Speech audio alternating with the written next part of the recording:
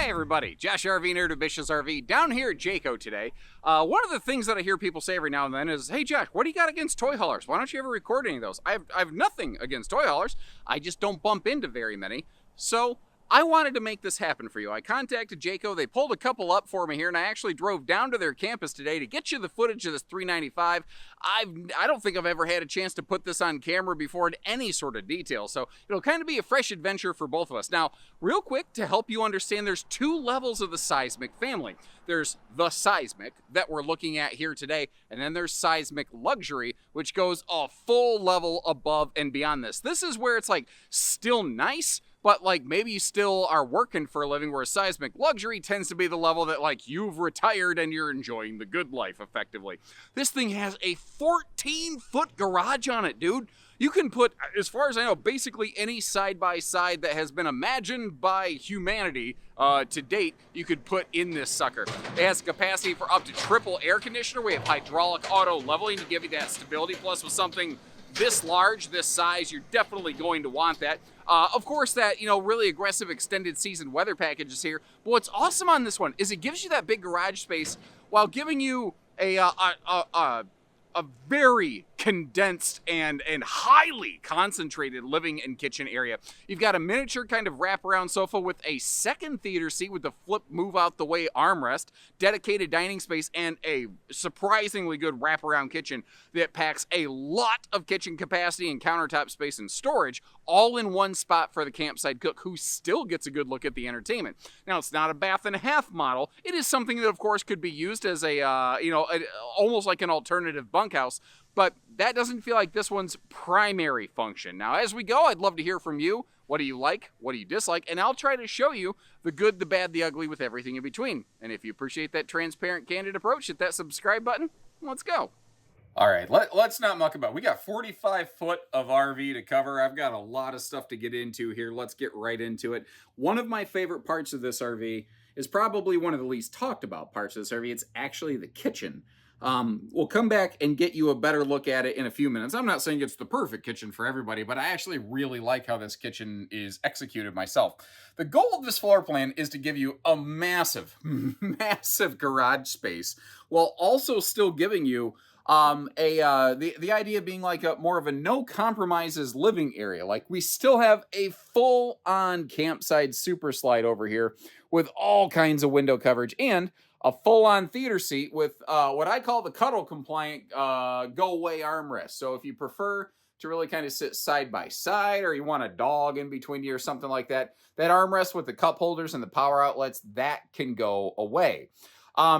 That also, you may notice, has those little like silver controls in the armrest over there with some USB plugs, but they're not mounted in the thigh buster location. I really like how they did that. And the window coverage on this is just phenomenal. Now, real quick note, the entry door has a full viewing window that actually does have a full privacy shade. And there are some much larger, much more expensive rigs that, for whatever reason, seem to be lacking that feature, which never makes sense to me. I'm going to get you another look at this. This is a slide open dining arrangement. You've got two full-time chairs. And if you notice on the left, you've got a pair of fold-away chairs. I've got one of those pulled out to demonstrate for us today. While we're looking over here, I do want to point out that we have a carpetless floor flush seating slide. And I really like how the main floor and the slide floor match. This year, though, Jayco, they put in some big engineering effort to make a new, never-before-seen hybridized heating system that I'll be shocked if other manufacturers don't try to figure out and adopt, where essentially the heat plenum, where the heat travels through, the ducting, is still in the floor, but you don't see vents in the floor. They ran the vents up through the cabinet space, but they didn't use that traditional like flex hose, dryer hose kind of stuff. So what they did is they came up with a system that doesn't lose the efficiency of cabinet ducted heating, that still gives you the easy cleaning convenience of a no ducts in the floor kind of system. It's a very cool thing.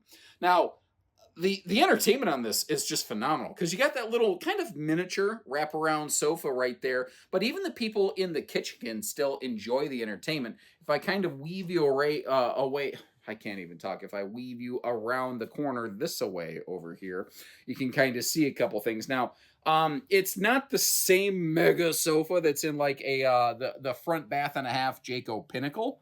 Again, this is a smaller kind of sectional style sofa. I will get into, opening everything up in just a few minutes here. The two of those seats, the like these two seats right here, they are bracketed and they do need to move when you close the slides up. Thankfully, you don't really have to move them that far. You actually really only need to unlock one of those two things. And I'll kind of, again, I'll talk more about that when we close the slides up in a few minutes here. First of all, wrapping our way around. One of the things I want to showcase for you here, though, is again, all the, like I've mentioned how the armrest can go away. Not to mention you've got like awesome, privacy shades on all the windows. I think it would be a prudent thing to actually display those on camera rather than just talk about them. So if you don't care about all the extra opening the cabinet details, you might want to just skip ahead in the video. But if you appreciate this kind of stuff, understand it takes a ton of time to do. Like this RV, just capturing the footage alone is probably about a 2.5-hour soccer match. Not to mention when I hand it off to my, cousin Garrett, RV Nerd video editor, and he puts his little magic spin on everything, there's probably another 2.5 hours easy invested. Now, I want to correct myself. I had it in my head. These had blackout roller shades, and you can see that they are pleated blinds. So I'm not going to conveniently forget to display those. And if I get something wrong, I want you to know that I will own up to it. And it's kind of a buck stops here process and mentality. Now, again, you've got it comes with 2 fold-away guest chairs. And that dining table can open right up to give you a true 4-person dining space. So depending on what you're using this for and how you're using it, it can, accommodate more folks.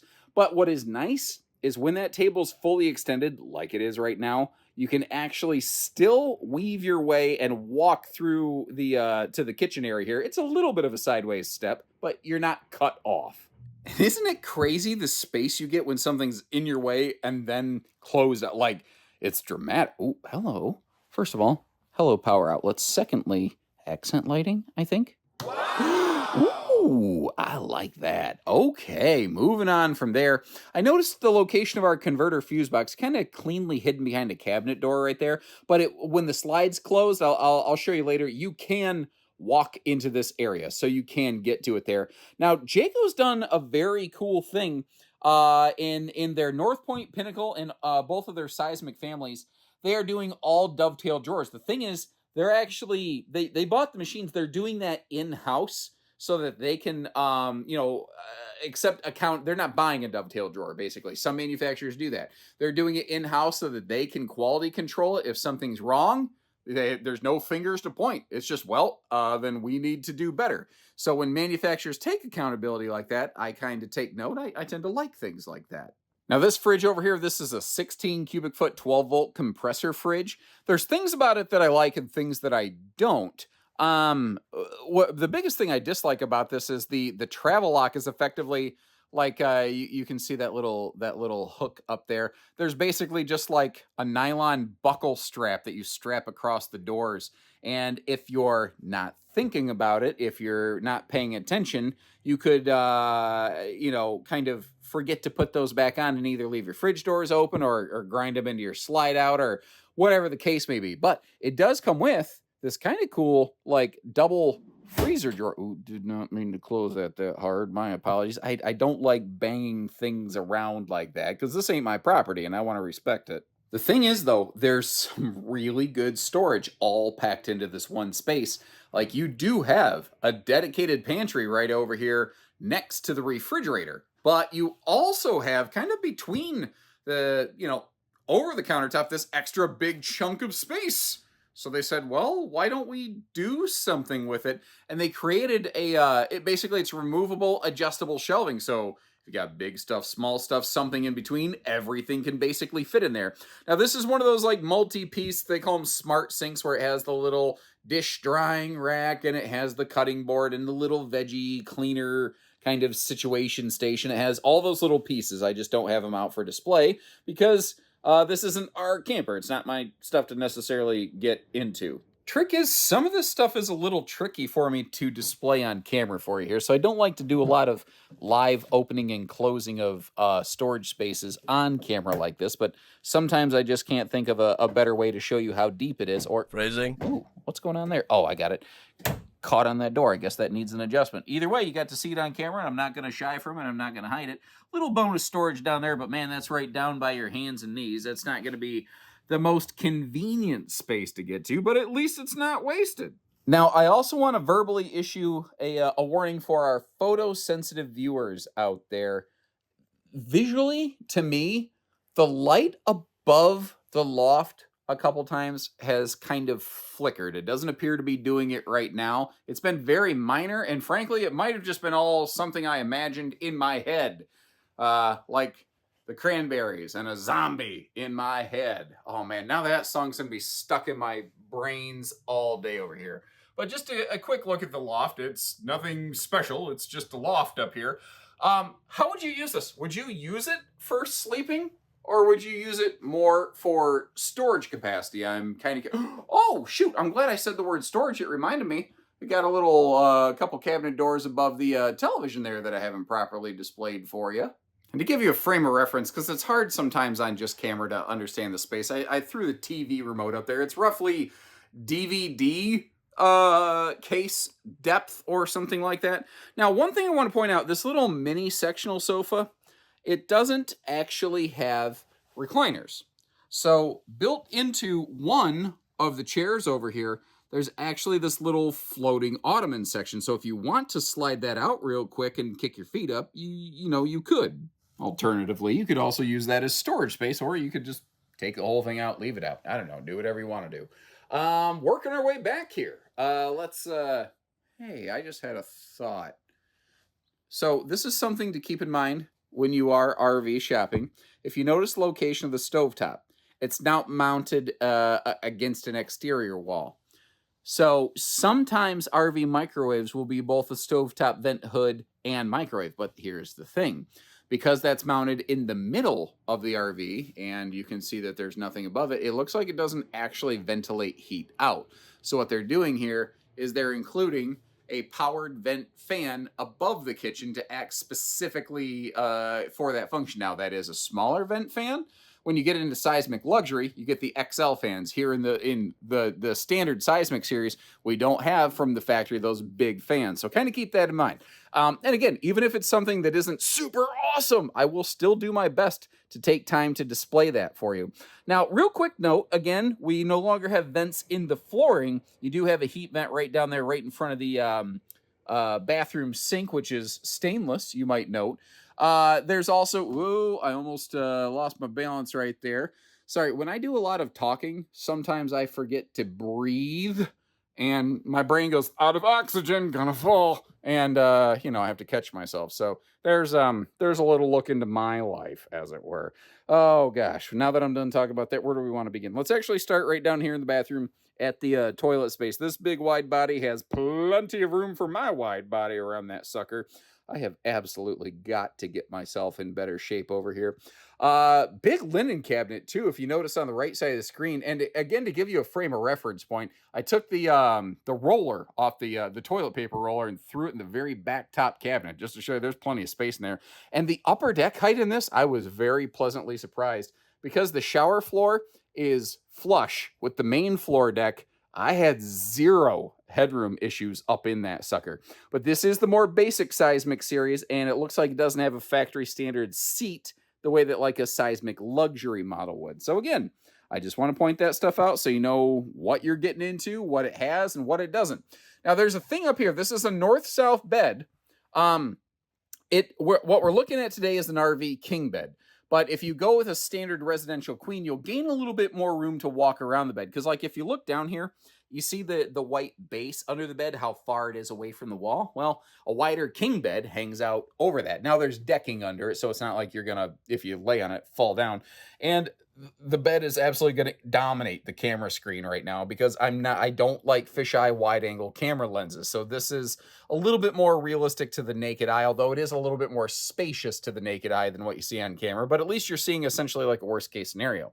You might look though and go, why is it so asymmetrical? Why is the bed squished off to the side? And the answer is because of this over here. Because it's not a full-on east-west bed slide, that means that they had to give us some closet space, and this is where it's located over here in this area. They had to make room for it. There's an interesting benefit to this design, though. If you want to sleep in the RV's bed while you're at a travel stop, when the bed is in the north-south position like this, when it's not mounted in a slide-out, that means that it is normally and fully supported, and you can absolutely use it for a sleeping space. When the bed's in an east-west bed slide, most of the time in the towable RV industry, you can't do that. Now, if I'm not mistaken, it's dual air standard with optional third air. A lot of RV manufacturers are starting to do more things with more air conditioners. So last I knew that was correct, but our team could double check that. And I don't want to forget to display the fact that you do have TV hookups kind of over here.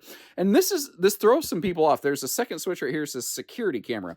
There's basically a camera mount above the entry door that you can turn the power on and off right there. So if you want to be able to be in bed and or anywhere in the RV and have like it's essentially like a backup camera monitor somewhere, you could do that here. Now, just little cabinets above the bed effectively. And before I move along, I don't want to miss the fact that essentially this RV has a single side stand. Now it's nice and quite large over there, but if you like to have a phone beside you on each side of the bed, this one is less conducive to doing that. Now you do have some household outlets over here. You can see how both sides of the bed have some lights. You might notice the mattress doesn't go all the way to the wall. There is technically a little side stand down there. So if you prefer to have a phone next to you, you could. It's just not going to be potentially as obvious like a normal traditional side stand would be. And when you have a north-south bed like this, you have absolute full underbed storage. Now, normally it doesn't look like somebody threw their blankets from a sleepover party in here. You do have those two fold-away guest chairs. I grabbed one out of its protective travel sleeve, and I just kind of tossed the sleeve back under there. I didn't make it look real nice. So blame me for that. Don't blame Jayco. Again, though, the bed, fully travel functional. Speaking of travel mode, but again, this is why the bedroom is mounted so asymmetrically. You have to leave room for that big closet slide to close up right here. And again, I don't use a fisheye wide-angle lens, so it looks very stuffy on camera. It's a little better in person, but to be fair, not much. You know, I try to represent everything as fairly and candidly as possible. Now, the good news is if you're going down the road and nature calls, you certainly got the quick, easy access to the bathroom over here in transit. What I'm usually curious about with models like this, though, is what can we use downstairs? Because upstairs, we can use the bed. We can use the bathroom. But what about the kitchen? And they left us just enough space here for some really critical traveling access. We can't get to the freezer sections, but we can get to the refrigerator section. So I'm going to give them a little bit of credit for that. Is this A+ travel access? Absolutely not. And again, you do need to do a little bit of couch wrestling to close this thing. Couch wrestling, now that I say it out loud, it sounds like a euphemism for other things. Now, coming from the other direction, you might notice my reflection in the window of the other side of the super slide right there. Weaving our way over here into the garage space. I have kicked the D-ring in this floor about 8 times making this video, and it has scared the living crap out of me every single time. Oh my Lord. Anyway, but we haven't really seen this garage in full-on opened up, load mode for road mode. And again, this does have a 14-foot garage space. So from the very back of that dovetail right down there where you see that kind of silver strip, all the way up to that front wall, we have 14 feet. And the Three Seasons wall, magically Casper the Ghosting itself closed for us here. And oh my God, that scared the crap out of me. The guy in that fork truck started pushing that wood pallet across the thing, and it squeaks like an air horn going up. I almost had to go home and change my underwear. But the thing is, this could be so much more than just a garage. In fact, You could use it a number of different ways. It could be craft room. You could use it for dog kennel space. It could be alternative bunkhouse. It could be guest sleeping. And it could be kind of a combination of those things at any time. The RV does include that floating picnic table right there. I think what I would do is I'd probably slide it out on the patio overlooking the campsite of the RV, because I think sitting down there having a bite to eat could be pretty awful cool. Now, of course, like almost any toy hauler, you've got the full Happy Jack bed lift system right here. Where you've got the, what is that? That's like, I think they're probably going to call it a queen bed. I think it's actually a little bit larger than a queen up top. And now if you want to leave the bed against the ceiling and drop just the sofa benches, you can do that too. And the sofa benches can also fold down into another matching extra large sleeper. Notice though, like on the left, I didn't fold down the armrest, so that it made a little more obvious that you do have the choice of flipping the armrest down if you want it or if you don't. By the way, each of these D-rings is like 5,000 pound pole rated and anchored essentially directly into the chassis. Now, slipping through here, one of the cool things about this having this 3 seasons door is that if you do have your tailgate down and set up, which, you know, takes a hot minute to do it, I know it because I've done it plenty of times and I did it on this one right here, you can leave it like this and basically still offer some security for the back of the RV. Now, I will tell you, if it's going to crazy hard rain or something like that, you're probably going to want to close this up, even with the 3 seasons door.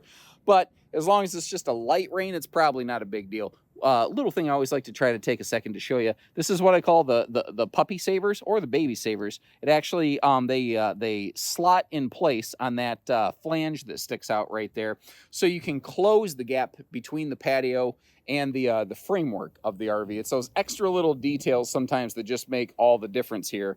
You know, there's a couple extra dollars invested in that. It's not like it's the biggest expense in the world, but it could be something that saves you from an awful lot of headache. Now, again, the bed could be out of the way. I've left it down for just quick display purposes. On this front wall in the garage, though, this is where the RV's laundry hookups would be located. Since this RV doesn't have a full closet, the bedroom is not prepped and ready for washer dryer hookups. You get that back here. If you, what is it? It's a ventless, I think kind of like a combo unit that could sort of go in here. I've seen people do some pretty crazy DIY laundry solutions in toy haulers though. And if you are so inclined, you could add like a TV back here into the garage space. It's all prepped and ready in that area. I tell you what I do. I get a pretty aggressive drop down bracket so you're not going to be neck cranking all the way up toward that thing. Now the funny thing is when I start saying this is the little brother Seismic, it sounds like it's some bare bones basic entry level kind of unit. Nothing could be further from the truth. The really interesting thing is the Seismic that we're looking at is basically on the level of most luxury fifth wheel toy haulers out there. It just goes, the Seismic Luxury Series goes a whole additional level above and beyond. But I don't know if you noticed, this triaxle RV, it's 45 foot long. It is heavy, brother. Like there's no way much less than a diesel dually should probably be trying to tackle one of these right here. But did you notice the cargo capacity on this thing? Like over 5,000 pounds. You're basically going to have to go out of your way to pack it full of bags of concrete mix to try to exceed that cargo rating. And that typically means you're not going to overstress it in structural fashions, which I certainly like. Now, your lower deck slides, those are rack and pinion. Your upper deck slide, that is a Schwintek slide. It is a very shallow, small Schwintek slide, though, which is exactly what that system was designed for. But some people feel very specific ways about certain slide systems. And I'm not here to convince you in or out of. I'm just letting you know what's here. And if you have questions or concerns, I don't know, ask some questions in the comments. Now, real quick, this little baggage door you're looking at is actually just an access point to the back of the refrigerator. Working our way over here, I like how our furnace and our water heater exhausts are over here on the camp side of the nope, on the poop side of the camper, where they're not on the camp side of the RV. So you don't have like Bernie McBurn your fingers hot surfaces out there where you're spending most of your time. Now the trick is this one has a very small front pass-through compartment. This side looks arbitrarily small because you of course have the docking center built in right there. But when we get to the other side, you'll see it has a serviceable serviceable compartment, but it's not massive. Then again, when you have a 14-foot garage, oop, there's a forklift coming at me here. I don't want to get squished, so I'm going to rotate a little bit here. But quick housekeeping note. Sorry to interrupt you here. What about a generator? You don't see one. Are you telling me there's not one standard at these hours? No, there's absolutely a standard 6,000 watt NPS generator on this. The generators hadn't made it here in time for when the specific RV behind us was built. So that's why it's sitting here on hold. That's what gave us the opportunity to get this footage today. Otherwise, it would have been on some RV delivery driver's truck and heading out. But generator is standard on these. I just want to make sure you're well aware of that. What I was getting at, though, is when you got a 14-foot garage and over 5,000 pounds of cargo capacity available, you definitely have room to put stuff. Now, it is a wide body rig. It's long and it's heavy, and to help you get it there safely, you've got things like that shock dampening Kurt Rotoflex pin box, as well as the what do I want to say? Dexter tow assist system. So this has factory standard anti-lock braking and electronic anti-sway integrated right into it to give you better, smoother ride and handling. And where that's really important, when you get into those crazy windy zones with this 45-foot sailboat behind you, or when you are in a panic brake scenario because some dingbat pulled out in front of you while they were texting and driving or something like that. Well, it allows you to maintain proper safe control of the RV without really thinking about it. Now, it's a good thing this thing has that triple air conditioner because holy crap, man, there's a lot of cubic foot of space in there to cool off. And especially when you get broadside on the sucker, you realize how big it is. But let's talk about that. I try to be fair. I try to be real. This RV's greatest advantage is its greatest liability. It's so freaking big that you're going to have to plan where you tow. You have to plan your route differently. You can't just pull this into any campsite. You're going to have to keep that stuff in mind. Now, I normally am not a super big fan when an awning runs over a slide out like that. But I respect the fact that if you notice, they kind of tried to give us maximized awning space. It actually goes past the slide, then you have a second awning in the back. So if they would have just cut the front awning off before it got to the slide, it would have looked really small and stupid. They're doing what they can to give you the most possible. And this one of its focal points was to give you some good living space, and that means that it had to kind of fight a little bit with your outdoor patio area. Then again, you do have that ramp patio deck space to also help compensate and overcome for that. Simple little outside TV hookup over here, nothing too awful fancy. You do have the skirt speakers, so they're mounted down low over here where you're not blowing away the neighbors. It's all prepped and ready, by the way, for a full observation camera suite. So if you want turn signal cameras, rear view camera, even security camera over the entry door, it is all prepped for that. Now, the general physical construction of Seismic and Seismic Luxury is the same. They both are riding on these nice Uniroyal tires. Seismic Luxury also enjoys a little bit of a enhanced suspension package that is not present here on just the Seismic, so kind of keep that in mind. Although this thing is big, long, and heavy enough, they are both rocking a 6-point hydraulic auto leveling system. I don't know that anything else would appropriately work on an RV of this size. Sometimes people will ask, why didn't they go with the folding stable steps here like they did the living room? And that's because the steps would fold in and interfere with your garage space, which I don't think people want. Now, to give you a way to cook outdoors, it includes this big, heavy-duty Halo Elite griddle system. If you're not familiar with this, look those up. Normally, I'd like to crack this box open and showcase it for you. However, we don't own this RV. Bish's RV doesn't own this. Jayco is kind enough to pull this up, and I don't feel right cracking into somebody else's property that we don't own, so apologies there. Another quick towing safety note, look at the location of the taillights.